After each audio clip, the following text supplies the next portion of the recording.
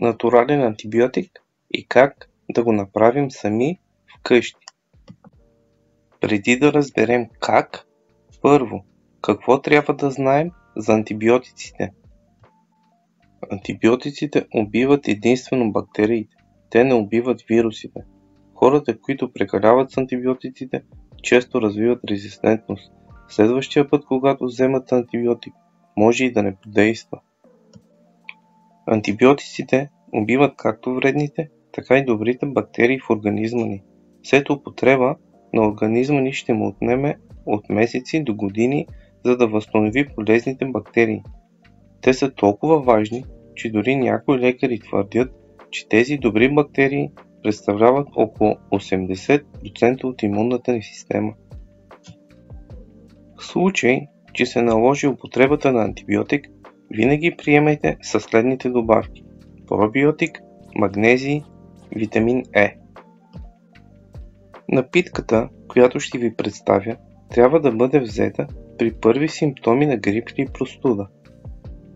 Първата съставка е чесън. Вземете 3 скелитки от него.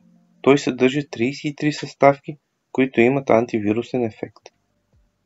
Втората съставка е ехинацея. Тя е добра в спирането на инфекции. Използва се най-вече при възпалено гърло. От нея се слагат до 90 капки.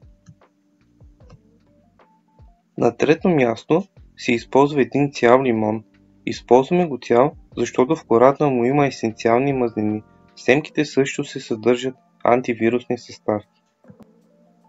Тези съставки се блендират в половин литър вода. Добавя се една лъжица мед, една лъжица ябълков оцет. Той стимулира пречистването на организма. След като съставките се смесят, сместа се изпива на 3 равни части през целия ден.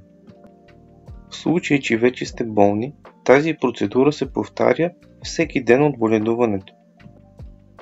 По време на боледуването е добре да вземате витамин D, който стимулира имунната система, както и цинк. Пожелавам ви бързо оздравяване! Не забравяйте да харесате и коментирате видеото.